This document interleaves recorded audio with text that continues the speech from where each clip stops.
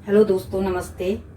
आज हम एकादशी है और हमारे यहाँ इसको ग्यारस या इगास दिवाली कहते हैं। तो देव उठनी और तुलसी विवाह भी आज ही के दिन होते हैं। तो हमारे यहाँ वैसे इस पर्व को दीपावली की तरह ही मनाया जाता है और इसमें हम दाल के बड़े, गुलगुले, ये सब चीज़ें बनाते हैं और कहते हैं कि 24 जो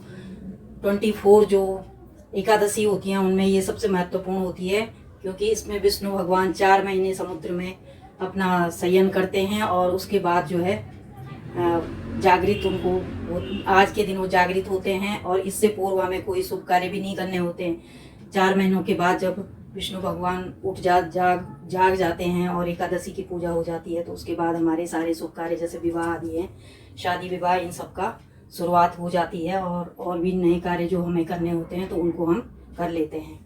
तो इसमें हमारे यहाँ जो है एक और भी कहानी है कि एकादशी के दिन जो है हमारी ये लास्ट दिवाली होती है और पहाड़ों में कहीं दूर दराज इलाकों में और जगह तो और भी दिवालियाँ होती हैं। तो ये लास्ट दिवाली मानी जाती है उत्तराखंड में, इसको इगास कहते हैं। और इगास का मतलब वही 11 से 11 दिन के जो होती है वो मतलब आता है एकादशी का, तो इसलिए इसको 11 कहते हैं।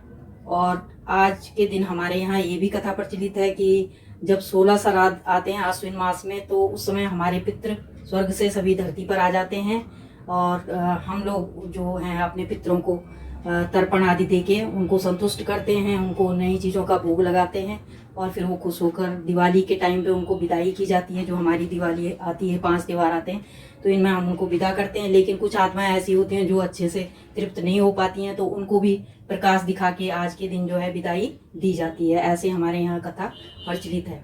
तो अब कई इलाकों में क्या होता है, पहले रोशनी होती नहीं थी, तो पाइन का जो पेड़ होता है, चीड़ का, उसके अंदर से एक गुलाबी बिल्कुल मतलब लाल रंग का जो है अच्छी लकड़ी निकलती है, कोमल और सॉफ्ट। तो वो जलाते हैं, उसको छीला कहते हैं, पहाड़ी में छीला। तो वो हमें पहले ज़माने में जब लाइट वाइट नहीं होती तो उसी से रोशनी का कार्य होता था। और जैसे हम चूल्हे में लकड़ियाँ जलाते हैं तो मिट्टी तेल या कुछ ऐसी चीज़ होती नहीं थी, तो उसी छिल्ले पे आग लगा के उसको जलाया जाता था और फिर लकड़ियाँ जल पड़ती थी।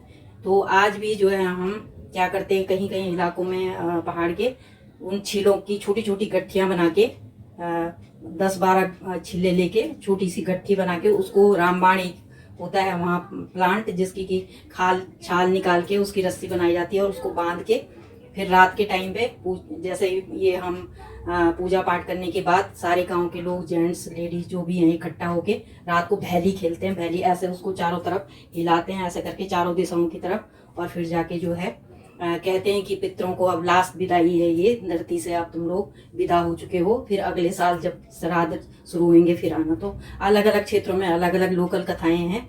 तो मेन कथा यही है कि आज विष्णु भगवान जागृत किए जाते हैं उनको, और उनकी प्रतिमा के आगे हम 11 दिए जलाते हैं, उनको लड्डू का भोग, ऋतुफल आदि चढ़ाया जाता है और तुलसी का विवाह शालिग्राम जी के साथ किया जाता है। तो देव उठनी जिसको कहते हैं, देव प्रबोधनी भी इसको कहते हैं। और जो हमारे यहाँ होता है वो मैं आपको बता रही हूँ कि हम दीपावली, इसको लास्ट वाली दीपावली मनाते हैं। और ये मैंने पीली दाल, ये है मूंग की, इसको ये मैंने भिगाया था और भिगा के अब मैं इसको मिक्सी में पीस के इसका पेस्ट बनाऊंगी। इसमें नमक, मिर्च, जीरा भुना हुआ डाल के बड़े बनाऊंगी, पकोड़े जिनको हम कहते हैं। और ये उड़द की दाल है, इसका दिवाली के त्यौहार में बहुत ही महत्व है हमारे यहाँ। ये पितरों को इसका भोग लगाया जाता है और इसके साथ गुलगुले बनाए जाते हैं। तो उड़द की दाल के बड़े और गुलगुले ये हमारे त्यौहार का प्रमुख भोग होता है आज के दिन, और ये हम चढ़ाते हैं भगवान को, क्योंकि आज चावल की खीर वगैरह कुछ बनती नहीं है, हलवा बनता है और या फिर बेसन के लड्डू, इन चीज़ों का, पीली मिठाई का भोग विष्णु भगवान को लगाया जाता है। फल फ्रूट जो भी ऋतु फल हैं केले के साथ वो चढ़ाए जाते हैं। तो अब मैं जो है इनको, इस दाल को पीस रही हूँ और दाल को पीसने के बाद जो है मैं आपको बताऊंगी कि मैंने दोनों दालों को अलग अलग पीसा है और अलग अलग बड़े बनाए हैं। फिर उसके बाद मैं आगे का प्रोसीजर आपको दिखाऊंगी।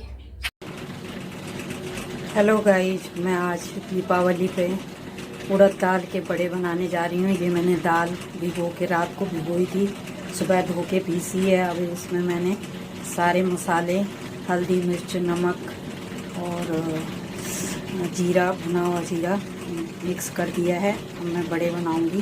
पहले मैंने सिंपल भगवान के भोग के लिए बनाए हैं। इनमें मैंने ज़्यादा मसाले वसाले का यूज़ नहीं किया है। तो देखिए अब मैं आपको बना के दिखाऊंगी। देखिए मैंने ये बड़े भोग के लिए बनाए हैं, 7 बड़े उड़द की दाल के हैं और इन पे गोल बना के थोड़ा सा तिल की छाप लगाई है, सफ़ेद तिल की। और ये मैं भगवान को चढ़ाऊंगी पूजा में। नई दाल होती है, अक्टूबर के महीने में नई दाल होती है, काली दाल। तो जो भी अनाज नया होता है उसका भगवान को भोग लगाया जाता है, तो इसीलिए हम दाल के बड़े और धान के खीर ये सब चीज़ें भगवान को चढ़ाते हैं भोग में। ये मेरे बड़े बन गए हैं, अच्छे से बन जाएंगे ये बड़े। इनके बीच में छेद किया जाता है ताकि जो है ये अंदर से अच्छी तरह पक जाएं। इनका शेप थोड़ा बड़ा है इस वजह से। और इनको मक्खन या घी लगा के चाय के साथ खाओ तो बहुत ही स्वादिष्ट ये लगते हैं। ये मैंने घर की मलाई से मक्खन बनाया है, जो कि हम पकोड़ों के साथ यूज करेंगे। और इनका ये मक्खन और पकोड़े का टेस्ट बहुत ही अच्छा आता है। आप लोग भी बनाने की कोशिश कीजिए घर पे। आइए आप भी इनका स्वाद लीजिए। हमारे यहाँ मक्खन और बड़े खाने का दिवाली के दिन रिवाज है, सो मैंने ये बनाए हैं आज। आप भी देखिए।